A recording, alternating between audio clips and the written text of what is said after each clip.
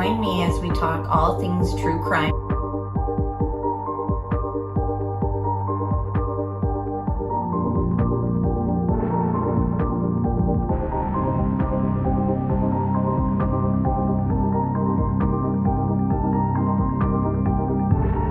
Made contact and shattered. Liberty, the missing 4-year-old.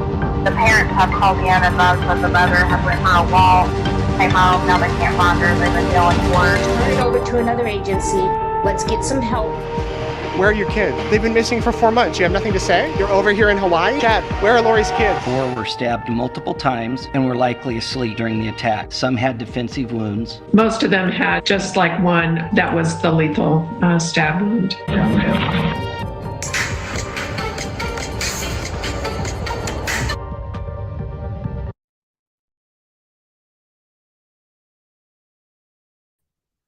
Hello, how's everybody doing tonight? Hello, Florida Bass Fishing, Caitlin, Melmac, Mac J, Unravel, Mark, it's good to see you. Elaine, can you guys hear me well? Just let me know if you can hear me before I begin, and just give this live stream a thumbs up and subscribe if you haven't. It's all I ask for and it's completely free. So, all right, just waiting for chat to let me know. Hey, Brooks. Okay, good. Everyone seems to be hearing me well. All right, so today we are going to be discussing the Ruby Franke case. Specifically, we'll be talking about Kevin Franke, her husband. They are still legally married. So right now, both Jody Hilderbrandt and Ruby Franke are being held without bail on felony charges. Her lawyers needed more time this week to review all the evidence. Apparently, there's an overwhelming amount of evidence that he needed to go through before he could do the hearing that was supposed to be scheduled. So now it's rescheduled. And today I want to discuss whether Kevin Franke is a victim as well as other victims that we'll be hearing from today on the stream, or should he be held accountable for the condition that his own children were found in?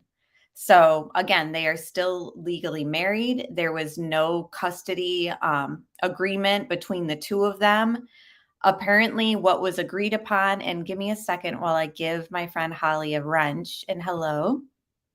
Apparently what was agreed upon was that he would stay away from the family for as long as Ruby was going to be allowing it. And pretty much it had been going on for 13 months, going on 14 months.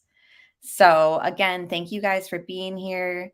I do want to read through some reviews because Kevin Franke is a professor, and we're going to be reading some reviews from Rate My Professor, which is a website that anyone can go on if you're in school and kind of just check out, your professor that you'll be taking your classes with that semester and all that. And hello, Wheelby and Julia. It's good to see you. And Princess Megan, Elsa, everyone else who's joined, thank you so much for being here.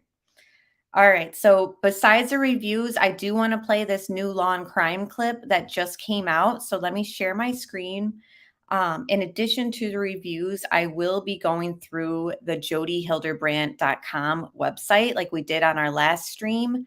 And we sort of read through some of their reviews on that website. So we started it in our last stream, and then there's some other ones that I want to read through. So I'm going to read those, and then we're just going to play these clips and get caught up on stuff going on in the case. But again, the big question is, being the father and, the fact that they were seen emaciated and wounds on their bodies, what level of culpability does Kevin Franke have with the condition that his own kids were found in? Now, we have videos of him being involved in their vlogging series that was on YouTube, which has been taken down, called 8 Passengers. And he very much had an active role in their vlogs and each video. So the lawyer now is sort of painting him as a victim. In fact, I have a statement from his lawyer. I will play that right now while we get started. And I'm just curious, are you guys believing that Kevin is a victim of Ruby and Jody, Or, is that just his lawyer obviously going to bat with him like any lawyer should and would? I just have a hard time letting things slide with the father, given the fact that there has been videos from their YouTube channel where, Ruby herself has said, I am not going to feed them until they do their chores. So, take it for what you will, but that's sort of an admission to starving them in a way. You could see it as that. And these are vlogs when Kevin was still around in the house. So Holly says he was manipulated as well, but he definitely is a part of it. I think so. I feel like a father can't just say I was asked to leave, so I did. Right. And that seems to be his, excuse right now, that to help the relationship between him and his wife, he was just doing what Ruby stated. And here is his lawyer talking right now. So I'm just going to hold it up to the speaker and you should be able to hear it just fine. He's working hard to do what he can to restore his reputation after it's been destroyed and damaged, and he's getting raked over the coals by all of this, when in fact he himself was to some degree a victim of these psychological and mental manipulations that were perpetrated against him and his family by Jody. He's just trying to restore some normalcy in his life and make sure that he can, as was his goal all along, to keep this family together and make sure that they thrive and that they recover from this abuse. All right. And actually, let me just stop my screen. I want to play. Now, YouTube has, like I said, taken down their videos from their vlogs. So they actually are not happy with people sharing like videos that were taken down because they broke community guidelines. So I'm going to play the video from my phone because it doesn't really matter so much if you can see it like that well. It's more so to kind of get a feel for Kevin. And when we read through his reviews on Rate My Professor, it doesn't give me the opinion that he's kind of a pushover guy. In fact, I read reviews and kind of see him in videos where it seems like he would have had no problem stepping up to Ruby if something was seen as wrong. Like, he doesn't seem like a passive guy. That's just my opinion. Again, I don't know exactly all the ins and outs of their relationship, but from what I see and from what I'm hearing of his reviews, it seems like he very much had his own voice and was an active role in like the discipline and all that. However, the lawyer is also claiming that they had a difference in parenting, so that had something to do with their separation. So give me a second to kind of configure this where you can kind of see what you need to see. It's okay if you fell down a crack. Program where he's going to spend the next 8 to 10 weeks living in the Anasazi Desert. Yeah, the desert mountains of Arizona, and he'll be out. So you're probably wondering, what did Chad do? We're not even going to entertain that stuff, but it's an accumulation of things over years, well before we ever started YouTubing or well before we ever got into social media. And it's reached, the idea is with wilderness therapy is if you can survive with these peers in the wilderness with nothing more than the clothes on your back and a couple of field supplies, then there's nothing in this world that you can't tackle. So that was in reference to Chad going to some wilderness retreat camp for boys who are troubled. Actually, there's more on that here. Hold on, let me share my screen. And this was one of the main things that kind of got people riled up with this family, was their treatment of Chad. And I guess a big part of this wilderness thing retreat is, they sleep out and everything they do is out in the wilderness. And they very much are made to like sleep on the floor unless they can come up with their own bed and make their own makeshift bed.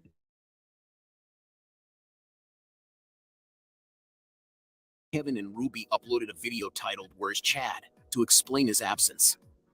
They explained that they'd sent him to the Anasazi Foundation Wilderness Therapy Program, a behavioral camp for troubled teens, because of his behavioral problems. Many were concerned about the camp mainly because most wilderness camps have really bad reputations. After 2 months, Chad came home and seemed fine, but soon afterward got into trouble for pranking his brother. It all came to a climax when people thought enough was enough and decided to make a petition to have Child Protection Services investigate the family. The petition garnered over 17 million signatures, and as a result, CPS made an unannounced visit to the home. The officers spoke to each of the kids, surveyed the area, and afterward announced that they found nothing to be concerned about, thus ending the investigation. After fans noticed that Chad was missing from vlogs in the summer of 2019, Kevin and Ruby uploaded a video titled "Where's Chad?" to explain his absence. They explained that they'd sent him to the Anasazi Foundation Wilderness Therapy Program, a behavioral camp for troubled teens. So that gives you a little feel for that and Kevin's role in doing that. Brooks said, my nephew was sent to a wilderness camp years ago, make a man out of him. And, so that to me is almost like Kevin very much was okay with this sort of tough, very tough love. I would call that very tough love. And again, they've shown, if you look at research, very little research shows that these types of camps reform kids, and kids who behave badly suddenly change. I think we discovered and kind of agreed that some of maybe Chad's bullying comes from him being bullied by his own parents. There was another clip that I had seen, and hello, Jen Lou, thanks for being here. There was another clip that I had seen where they were kind of going through Chad's cell phone at the dinner table and, emphasizing that we're allowed to do this. And I totally agree and think that that's fine to do, especially with preteens and teens in general. If you want to go through their phone, then that's what it is. But here is a different scenario because every aspect of their life was put on camera and exploited. And it seems very much, even though Kevin's lawyer is trying to back away from his involvement with 8 passengers, it seems very much like Kevin was happy to kind of push around or, bully his own kids for the sake of a good episode for the camera as well. Julia said, was that the same camp Paris Hilton was sent to? Now, that is a separate camp. I can't remember the name. Maybe somebody in chat knows. But Jody allegedly worked at that camp and was a huge influence on their disciplinary methods at that camp that Paris had gone to.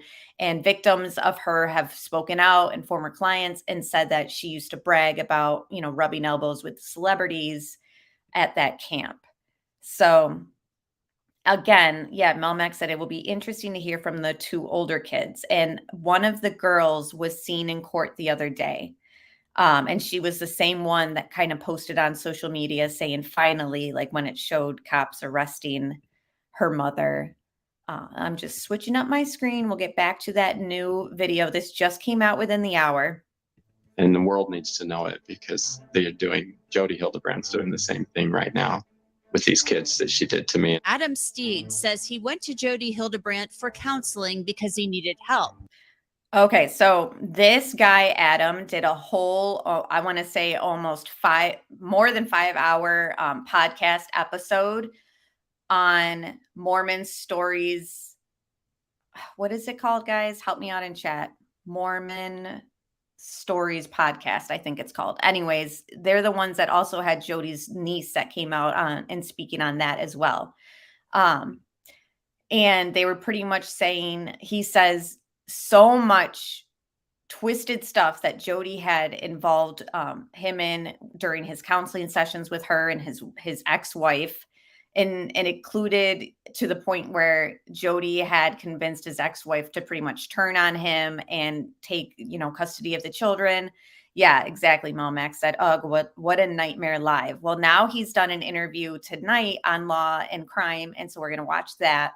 Yeah, it was so good. I couldn't turn it off. I had it on even in the background for that 5 hours. And every time I went back to the screen to kind of see what's going on, it was like you couldn't believe this guy's torment that Jody put him through.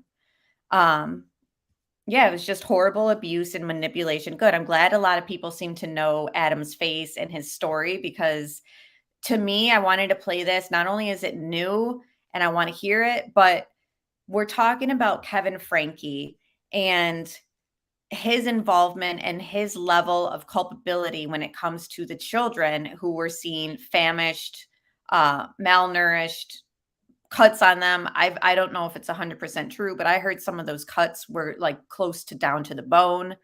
Jen Lou says, I've been looking into Kevin's possible role in all this and found some interesting things. The one thing I don't know is the timeline of 8 passengers being no more and when Jody Hildebrand. So I want to say 2020-ish is when things kind of went downhill for this, for all that, but I'm not 100%. I do know, which you just reminded me, he and Kevin and Ruby have been married since 2003. And obviously they had 6 kids over that course of their marriage. And as soon as Jody was introduced to the family is when things seem to have taken a shift, according to Kevin's lawyer. And other people seem to kind of say the same, including her family have kind of stated similar things. And I think that that's when the children were taken out of school and I think forced homeschool, but I could be wrong.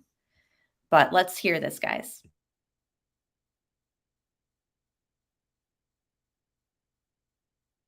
But she betrayed his trust, and now he's here to tell his story. Welcome to Law and Crime Sidebar Podcast. I'm Anjanette Levy. Jody Hildebrand is the friend and business partner of Mormon YouTuber Ruby Franke.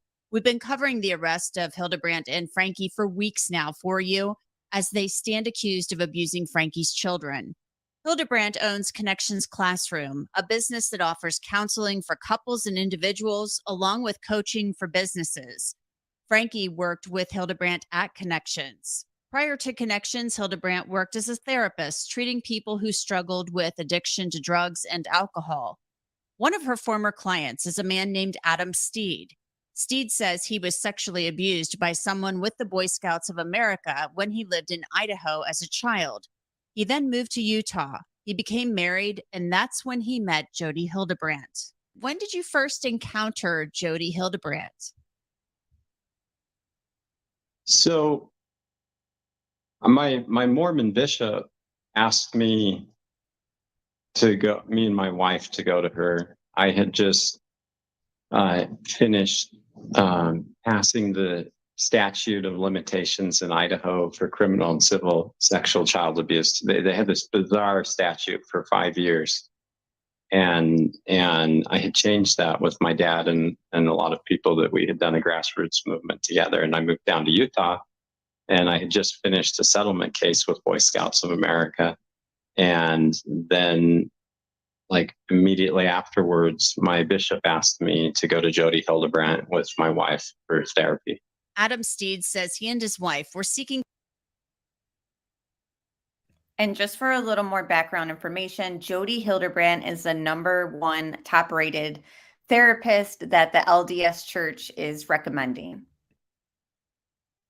Counseling for ordinary issues that come up in any marriage. Yeah, just normal marriage issues.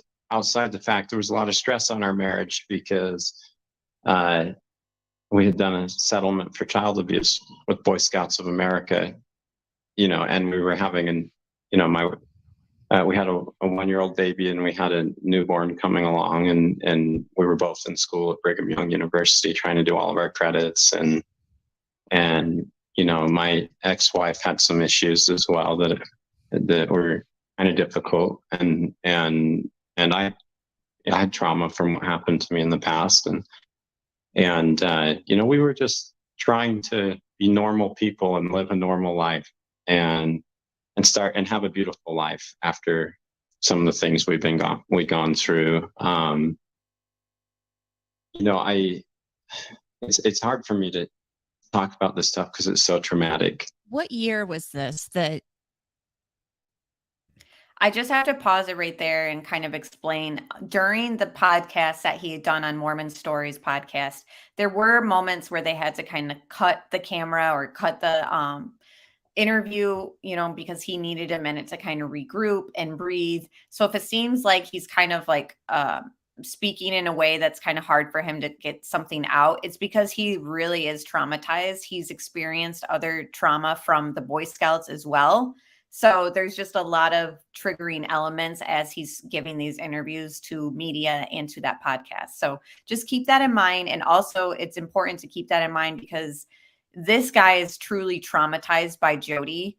Whereas Kevin, who, is our main discussion in a way tonight, what attachment did he have to even the trauma? It seems to me 13 months, he never even tried to see the kids. How much influence and trauma and manipulation was it for Kevin, from Jody and Ruby? It seems like you could argue that maybe he was so distant from it that there is no excuse to say that he was manipulated by them. I don't know. You were being counseled by Jody Hildebrand. 2008, we just finished the scouting settlement. I think I had the psych evaluation for the damage it had done to me somewhere in like the late fall. And then I think around Christmas or winter or something, we had settled this case or somewhere in the early January or February. And I think it was in April that I had started therapy with Jody Hildebrand, a group therapy with Jody Hildebrand with me and my wife.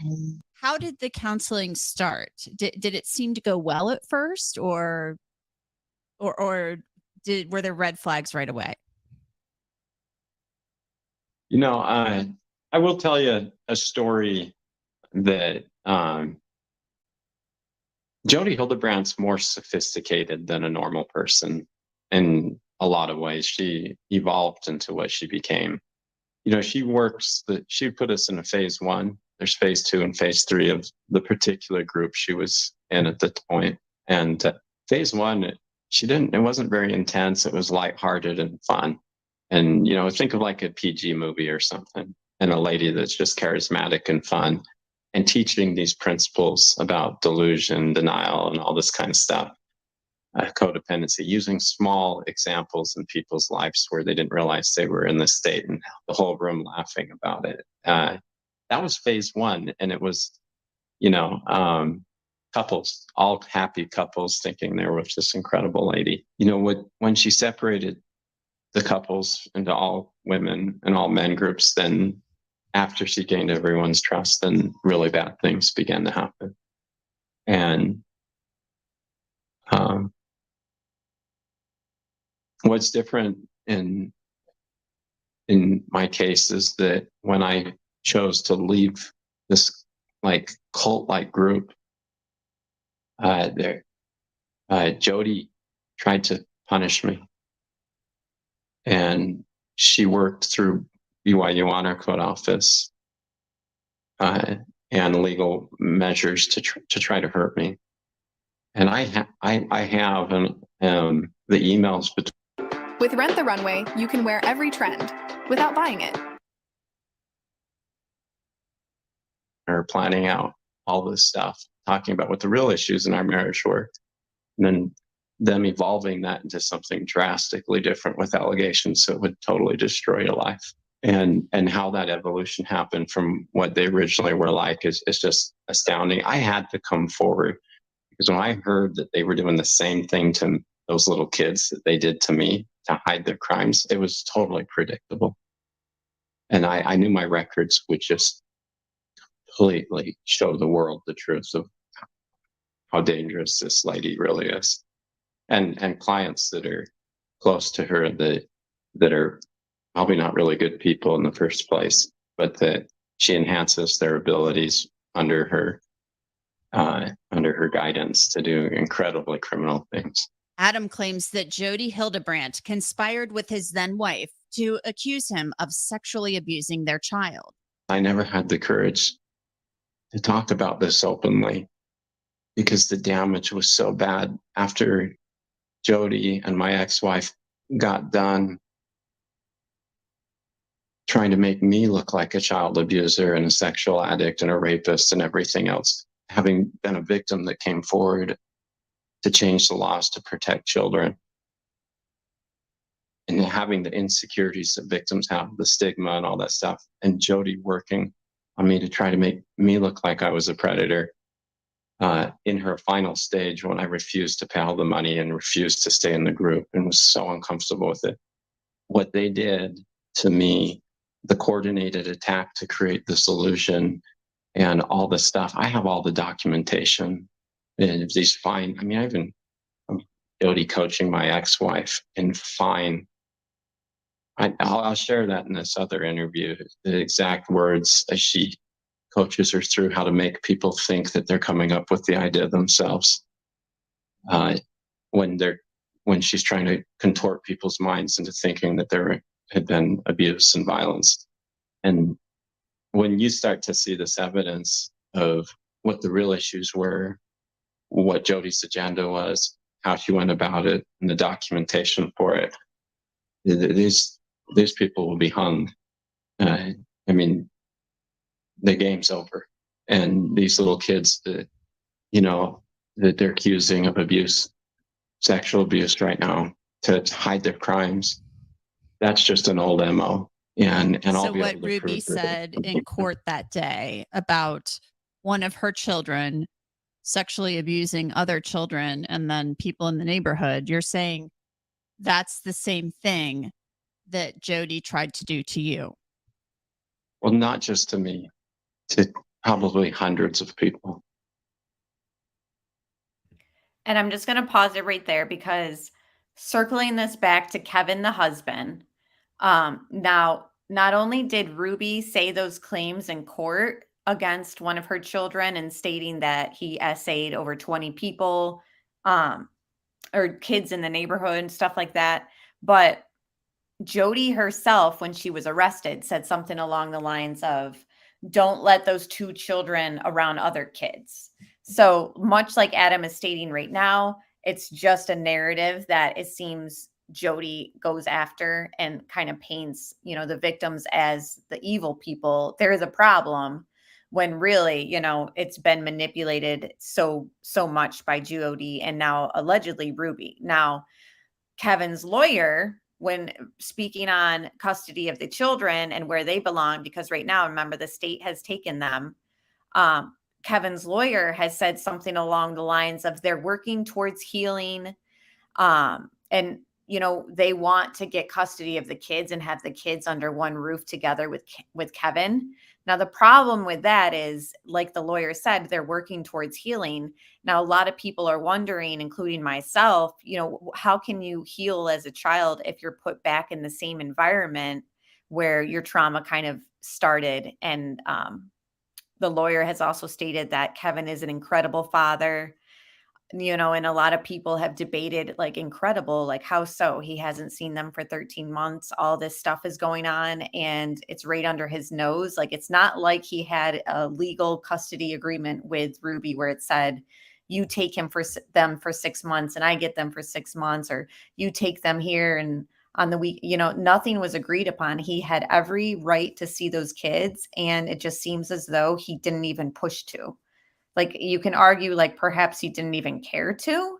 And now they're blaming it all on Jody and Ruby. And again, do I think that there is manipulation going on with Jody and Ruby? Yeah, I do. But at what point is it where Kevin's this helpless victim? I just am not seeing it, where we look at Adam right here on the screen and he is a victim of Jody. And he's now a survivor of it. And hello, Roxanne and House Huddle and everyone else who's joined. It's so good to see you guys. And there's going to be so many victims coming forward with the same story. A story that if you told it on your own by yourself, everyone would think you're weird and creepy. But when 100 people come forward and tell the exact same story, and that's why Jody's they're trying to act sick and speed up the hearing. Here's why I'm never going back to my old.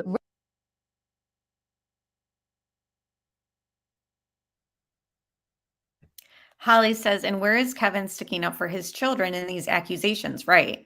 In fact, the lawyer himself has stated that, they weren't even going to discuss those accusations, I guess, like in interviews, like he wouldn't even touch on it. He's not doing much, that's for sure. I would be scared for those children to go back in that care. And then Tony said, I feel he is just as to blame as Jody and Ruby. Ashley says, I don't think they should be placed with family, in my opinion. And I am wondering what your guys' thoughts on in chat. Should they be put back in under the care of Kevin? And maybe you might feel a different way by the end of the stream, because we are going to go through some more stuff on Kevin from the professor, Rate My Professor, and then other reviews from clients of Jody and Ruby. Now, again, that's just my opinion. I'm a little bit weary myself of them being replaced in that home and with Kevin, considering the level of, I feel, neglect as a father he's already displayed.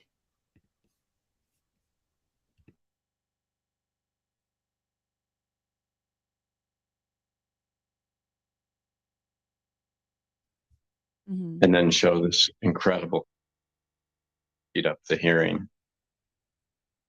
And that's why Jody's they're trying to act sick and speed up the hearing, is they don't want this complicated thing to materialize and then show this incredible crime. Adam Steed said he went to counseling sessions with Jody Hildebrand for 6 months, and then he stopped. He described a rigidity in Hildebrandt's counseling style. For example, Steed claims Hildebrand became upset if men looked at something like the swimsuit issue of Sports Illustrated, likening it to pornography. Once he tried to leave her counseling sessions, Steed said things got ugly. She was just contacting, like, she didn't want me to leave her therapy group. And she had my wife send an email message to me of the terms so that the marriage wouldn't end. And then it included that I had to go back to Jody. I had to pay it was thousands of dollars a month. That I couldn't go to any other therapist. I was trying to go to other therapists because they were saying I was an addict in denial. And, it was just crazy. Jody, in her group, she said that if you had to spend time not thinking about something, just the fact that you had to not think about it meant you were an addict. I mean, she brought everybody in. And now she was saying I was mentally unhealthy, and I couldn't choose for myself because of how unhealthy I was. I couldn't choose to go to another therapist. This was my addiction working, to not receive the confrontation that she had. And, she just, y'all, this is just so hard to talk about. Like, I'm trying to give a condensed, quick version without sharing all these dramatic files that are the complete evidence of who this lady is and what she is. But like the short version, she wouldn't let me leave therapy. Adam Steed says Jody Hildebrand violated his trust when she shared information about his counseling sessions without his permission. Documents we obtained from the state of Utah show Hildebrandt's license was suspended for a time in 2012. So he just said she wouldn't let him leave therapy. And I'm sort of like piecing together a theory also, which of course follow the money. And, he had said that he settled a lawsuit against something that had happened to him as a child under Boy Scouts. So I'm assuming that perhaps he had money because of that. And Jody, not only was she thrilled to kind of manipulate and twist things for Adam in his life, but I think that she's seen him as a cash cow. And each counseling session, of course, he was paying for. And another client, which we read through the reviews, had stated that they would do counseling calls like through Zoom or over the phone, and her calls would kept dropping because of service issues. And she would still charge him for a full session. So not only is there just like sadistic like issues with Jody herself, but I think that there's also very much like a scammy, like, I'm going to take your money and give you just absolute garbage therapy. and that she admitted to discussing a John Doe's clinical diagnosis without his permission with clergy and 2 other mental health therapists. The documents also say that Hildebrand admitted to doing this and that she also shared information with administrators at the John Doe's University. Steed says he is the John Doe listed in these documents. Currently, Jody Hildebrandt's counseling license is listed as active. Adam Steed says he believes more people will come forward with stories about Jody Hildebrandt. I just want to say that to any victims out there that have had their lives destroyed by Jody Hildebrandt, or any of this kind of stuff, I just want you to know that you need to have courage and come forward and talk about it. You're not alone, and it's super traumatic, but if you talk about it, after a while, the trauma will go away and you will live in a much more beautiful life for you and your family and your children and for everybody in the future. And I'm now actually pretty happy, other than just sharing this like re-traumatized, terrible, dark chapter of life that happened. And the world needs to know it, because Jody Hildebrandt's doing the same thing right now with these kids that she did to me. That's it for this edition of Law. All right. So now that we've gotten that newer interview out of the way, I do want to read a little bit of the Rate My Professors reviews on Kevin. So some of them were good. I'm not going to lie. Like, I went through a lot of them. I went through all of them, and some of them actually said that they liked him as a teacher. So I'm not going to say that all of them were terrible, but there were some that I was like, kind of getting a feel for who Kevin is. So this one says, probably the most annoying teacher ever. He was basically impossible to contact outside of class and was awful at giving feedback on submitted assignments. He made what should have been an easy class into one of the most stressful this semester. I wouldn't take him again. He seemed a lot more into himself than the class or his students. If you don't understand the concept, he couldn't understand why and wasn't great at helping. Not easy to reach outside of class. The content was okay. So that one to me is interesting, because in the little videos that I have reviewed of the 8 Passengers YouTube that has been taken down, and there's clips out there, he very much does seem about himself. So I thought that this review was interesting, because in like the clips of him, he's, all about the one-liner joke and just getting the laugh out of the clip that they're sharing about their life and kids. And even if you're thinking about how they were separated for 13 months and he never seen his kids, I mean, to me, that seems like a very self-centered person in itself, just right then and there. Like, if you don't care to see your children, some of them range from the ages of 6, all the way up to, I think the daughter's 20. I could be wrong on her age, but she's out of the house. But either way, it's like, how do you not have it in you to be like, I want to know what they're doing, like, on a daily basis? To me, it kind of paints him as, I could see him being more into himself than the class. This one says, makes easy concepts unnecessarily difficult, almost impossible to contact out of class. Would not recommend. Had this guy for multiple classes. He can be really nice and caring sometimes, and he can also be super arrogant and rude. Sure, he gets busy, but it doesn't feel like his students come first with his work. Homework is always super hard. Lectures are barely unassailable, and I can never retain anything I learned from him. I'd avoid him. His only good thing is, I don't know what this means. 4L for you. I don't know what that means. Must be some lingo.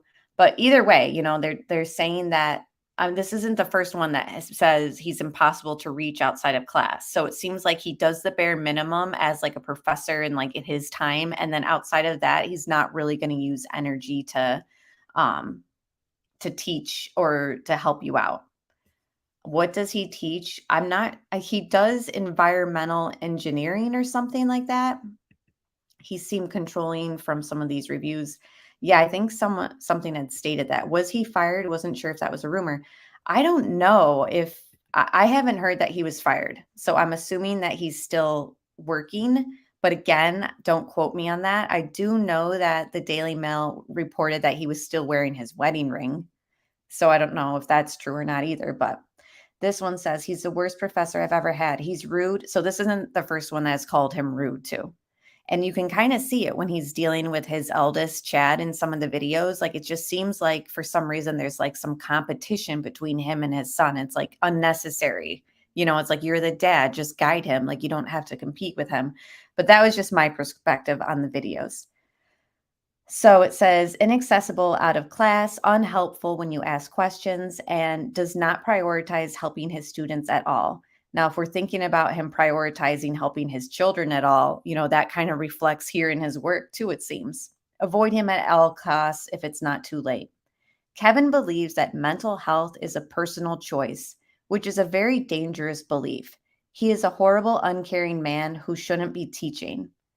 He is too full of himself, always rude side comments, and is hard to reach for outside of office hours. He pushes his political agenda too much and talks about his kids more than the topic of the class. So that's interesting that this one brings up his children and how he speaks on them. He took 10 points off my grade because he saw me doing a TikTok dance outside of class. And he said I broke honor code and was promoting pornography. I was only doing the Rolex dance. Seems to have a problem with TikTok and will push his beliefs on you more than teaching. If you take him, you'll have a hard time getting in touch. When you do, don't expect him to be nice. When I first met Dr. Franke, so he's a doctor, he was extremely rude. During class, he just talked the entire time while sitting. He never used books or even the board. He had pop quizzes almost every day and homework every day. It was so difficult to learn with him. I would not recommend. Somebody wrote abusive, racist, and homophobic. And that was the end of their review. This one says, Kevin is horrible. I cried every day. He's very abusive to his students, and we were left traumatized. He had a meltdown last month in front of the class and scolded everyone. I tried to contact the dean, but nothing helped. He screamed and yelled at us for using TikTok and went on a rant. He threw a textbook at me, and I'm filing a battery charge. So that one to me is interesting because his lawyer is stating that he never had any abusive confrontations with his own children or wife. His political agenda, Brooks, I would imagine, is very much aligned with the LDS Mormon faith. So I'm assuming super right wing. That's just my assumption, but I'm thinking like very extreme because of their parenting style. To me, like growing up with a strict mom, the way that they parent, I'm like, wow, my mom looks like she was like a saint compared. So it says he once pulled me by the arm into his office to yell at me for doing a TikTok dance outside of the building. So they are very much, Ruby and Jody speak on outside influences being bad on children. So this isn't the first one that's speaking about TikTok and how he hates it so much. So it seems like that's an example of their personal beliefs that he's bringing into the classroom. Very extreme hatred for, I don't know, TikTok, I guess. Horrible person with horrible values, is super hard on students, not in a loving way. Professor Franke was rude from day one. He does not respect his students at all. He was always in a bad mood and made class miserable. He would make horrible homophobic remarks and make us students feel incompetent. His classroom felt hostile and like a prison. Unable to get in contact outside of class, he is very controlling, and you can have the same views. You could only have the same views that he has, or you'll be looked down on.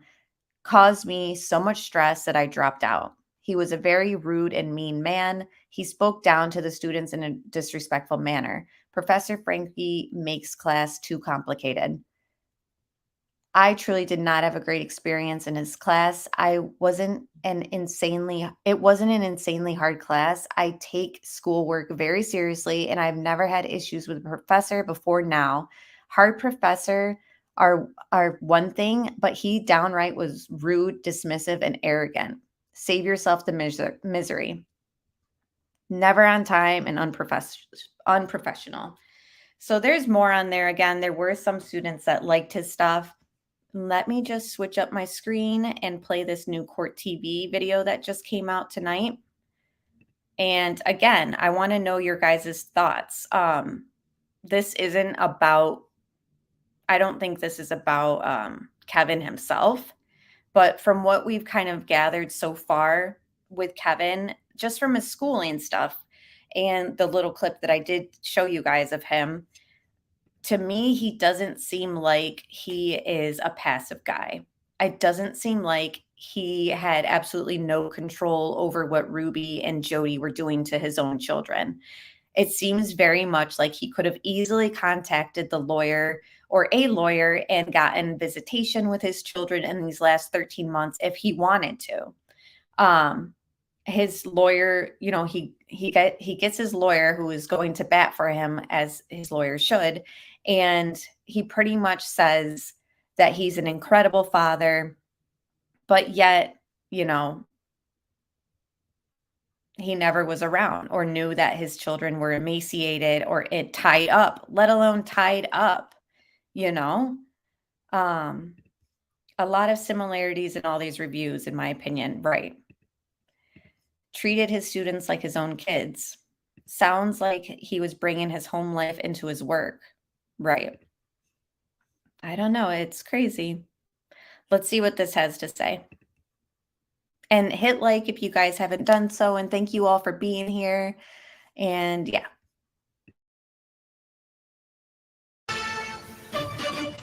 Tell me exactly what's happened. I just had a 12-year-old boy show up here at my front door asking for help. And he's said he just came from a neighbor's house, and we know there's been problems at this neighbor's house. He's emaciated. He's got tape around his legs. He's hungry, and he's thirsty. He has duct tape around each ankle. Yeah, there's sores around him. I think there's a good chance he's been... He also had... Oh, and he has them around his ankles. I mean... And something else I just realized too, now that we're listening to the 911 call again, just think about the son who ran away and said, you know, he was asking for food and water, and the police, you know, isn't it interesting that we don't hear him say, or we don't hear even the 911 or this dispatch person, nobody has said he wants to call his dad. Can we get his father on the phone? Now, would we hear that if it was taking place behind the scenes? You know, hopefully we'll find out if that was spoken of, but it didn't seem like dad was one of the first calls next to 911. His wrists as well. Okay, this boy has been...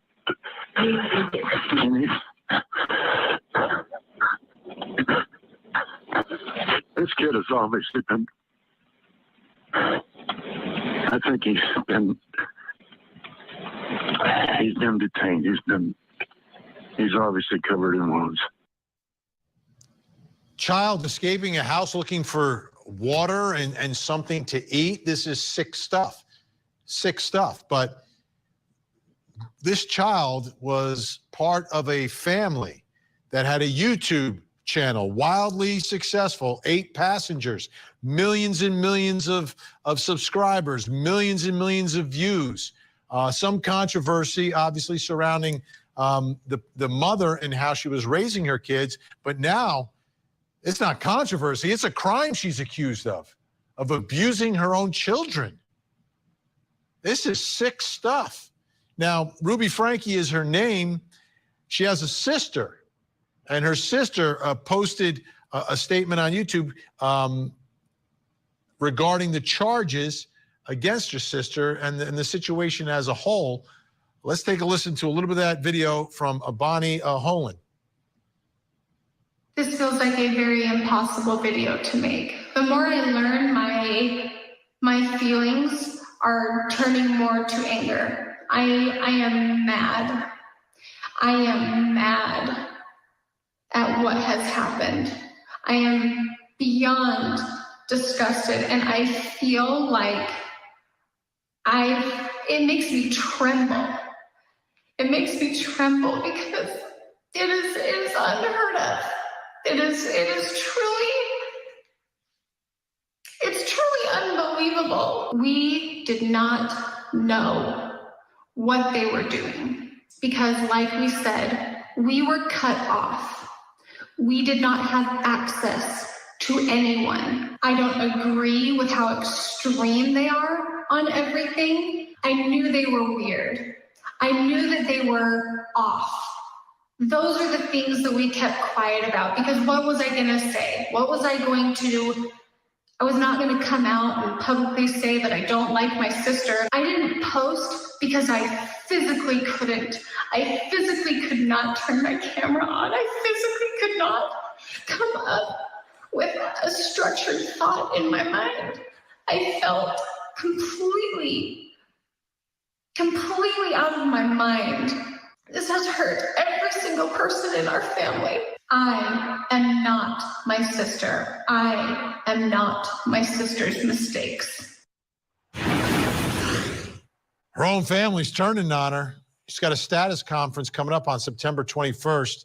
Ruby Franke, the last time she had a hearing in court, it was a Zoom hearing, and the Zoom feed almost crashed because of all the people that were watching Ruby Franke make her first appearance for child abuse.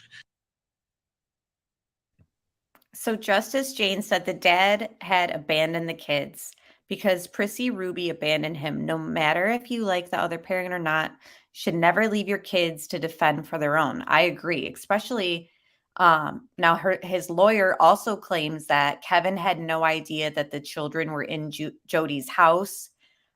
So there, I think Jody lived a couple hours from where he was under the impression his children were at. That's how out of touch the father is and neglectful, I guess you could say, that he didn't even realize the kids were hours away from their own home.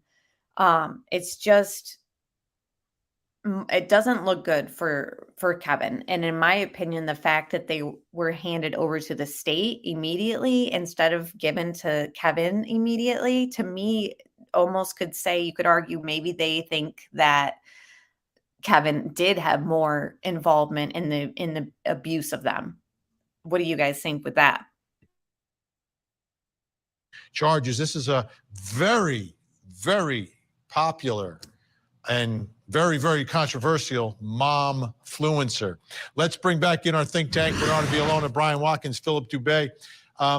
Philip, this case garnering a lot of attention, and I think some of the evidence that may be used against her will be her own videos that she was posting about how she was raising and treating her children, including the child who had to climb and escape out of a house to get food and water. It's hideous. It's just terrible. I mean, here you have a woman basically preaching parenting and, the role of a happy marriage, blissful home life. And in reality, you have a virtual mommy dearest on steroids, like a sadistic nurse Ratched raising her kids in this fashion. And I'm telling you, Vinny, when that evidence comes in of that neighbor finding that boy with the duct tape and all the injuries and the malnourishment, she is looking at 90 years in prison. It's 15 years in prison per count, and there's 6 counts. She is not going to walk away from this when those kids take the stand and they have photos of those children's injury. It's just tragic, just sadistic, and obviously hypocritical of the mother to have done this to her own children. It's just tragic. Bernarda, this Ruby Franke strikes me as someone who's, I don't think she's going to take a deal. I don't think she's going to admit to doing anything wrong. Her own sister says there's something wrong with her. She's off. I think she'll want to get up inside the courtroom like she got in front of those cameras on her YouTube page and on her podcast and talk about her way, her system, on how she believes children should be raised.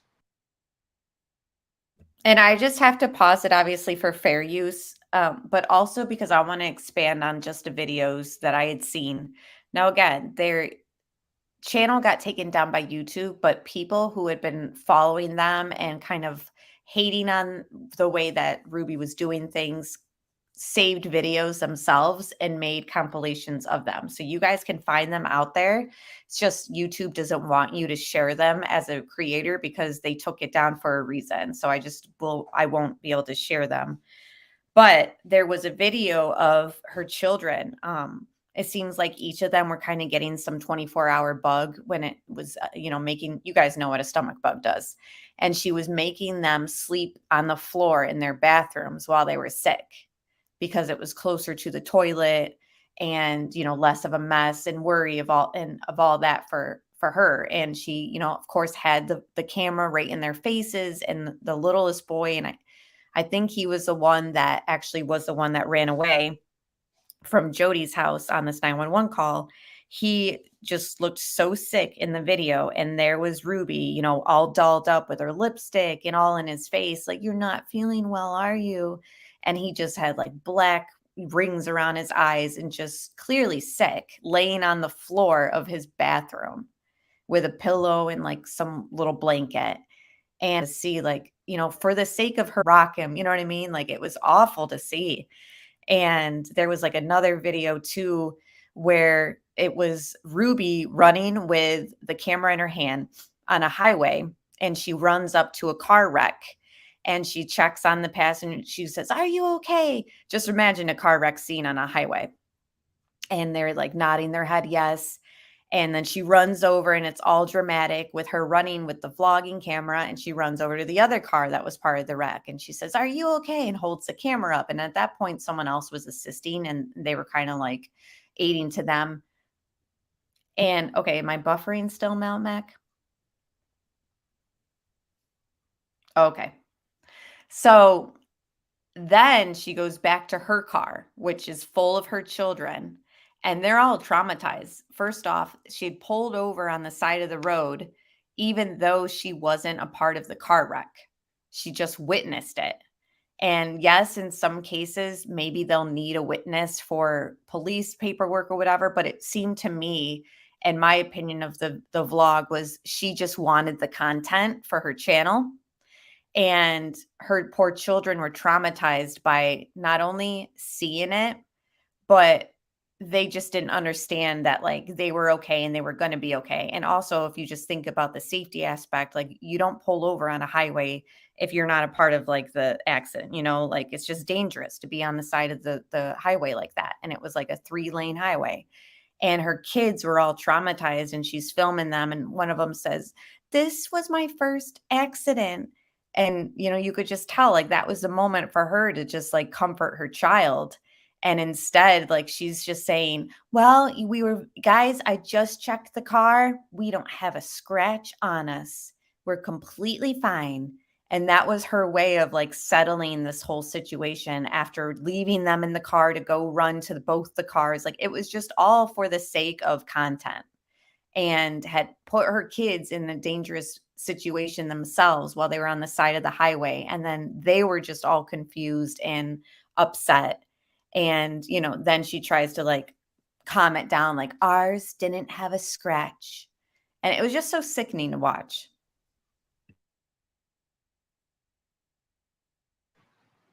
Absolutely, Vinny. And I don't think the prosecutor is going to offer a deal to this woman. She is not worthy of a deal. She's not worthy to serve less than the sentence than what's required under the law because of just how egregious the injuries were. I mean, literally, I got goosebumps listening to that 911 call. You saw that the neighbor wasn't even able to get through the call without crying. Like, you heard his voice trembling. So just imagine 12 jurors when they're listening, and then they're visualizing what actually transpired. But a woman like this, I think that, of course, she will want to take the stand. And I don't think the defense attorneys are going to be able to prevent her from taking the stand, because ultimately it is up to the defendant to determine whether they want to testify. And the judge is going to ask them and tell them that it is up to them whether they want to testify. It is not the sole decision of the defense attorney. And a woman who thinks that she can get through and get by and get over on everyone like she has and been living in the media for so long, she's going to be very difficult to control. Brian Watkins also telling that her whole oldest daughter has turned on her as well, very publicly. Bless you. Thank you, sir. Yeah, this is going to be a very easy case for the prosecution. All they have to do is put the kids on the stand and say, what happened? What did mommy do to you? And the kids are going to talk. They're not going to be cross-examined. They're not going to be impeached. Everyone is going to believe the kids, and it's corroborated by the neighbor's story. I don't know where the defense goes. The only place that the defense can go is try to explain her conduct in some irrational way. She has to say this happened, but it didn't hurt him, and this is my way from discipline, and I'm a mother, and I have a right to discipline my kids the way I want. I mean, that is the only place she can go with this defense, because when the kids testify, it's whatever the kid says goes. All right. So a new thing I also want to do is kind of just keep my live streams an hour or less, especially for replay people. I just feel like it's better that way. But before I go, I want to read at least one of the reviews on the Hilderbrandt.com. So this was a website that actually Adam, that victim that we had seen in that clip earlier in the stream, he referenced this and said, go check out her reviews. So that's what we kind of went through on the last live stream. And I just want to read a little bit more of some, and then we'll close out.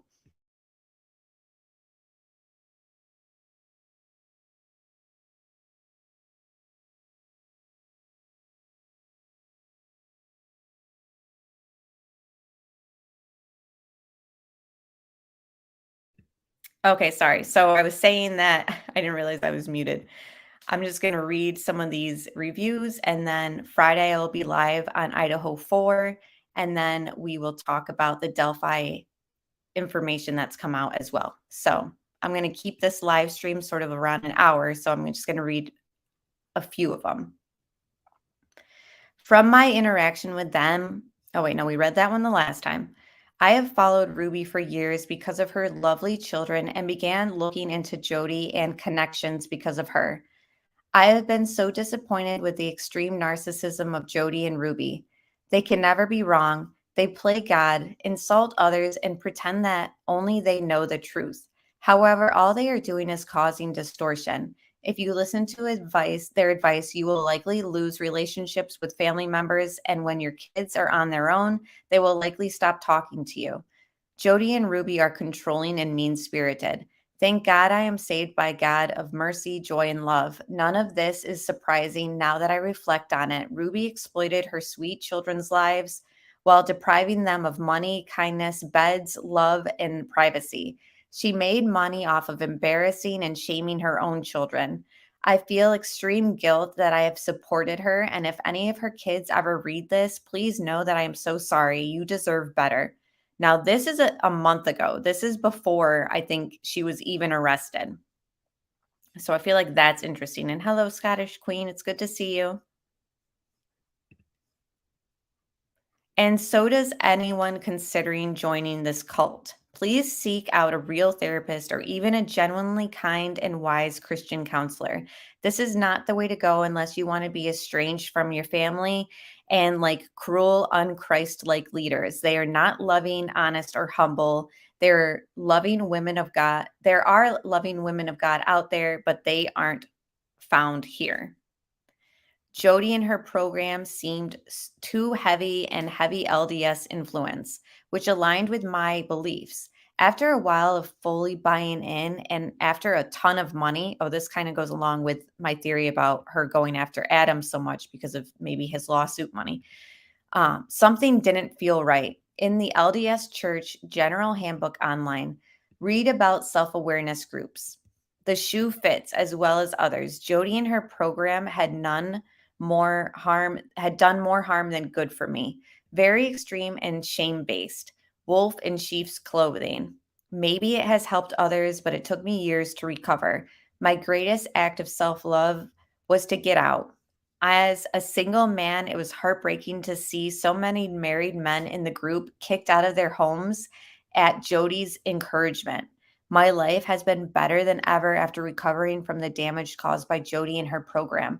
I found one of the many wonderful counseling options out there and beat my demons and have never been happier. So this is 4 weeks ago, and he is claiming that he's witnessed Jody caused damage between marriages and kicking out the men, which kind of aligns with what Adam was stating on the Mormon Stories podcast and what Kevin's own lawyer is stating. Now, this circles back to, is Kevin a victim or not?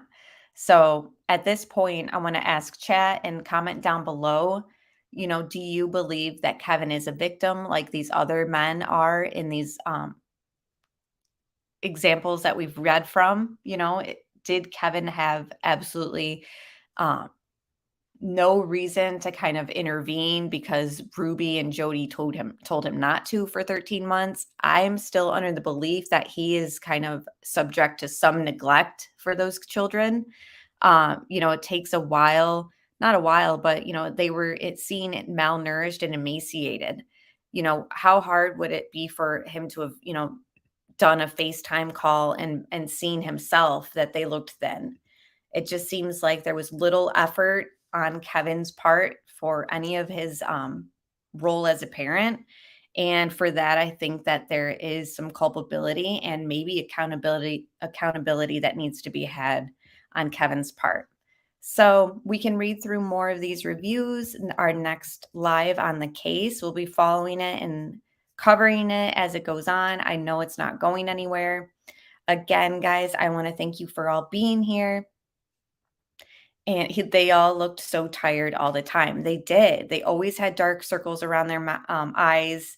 And just hearing her say, like in that one video, that she wasn't going to feed them till they were done with their chores, that takes on a whole sadistic nature now, knowing that, she really was withholding food as punishment.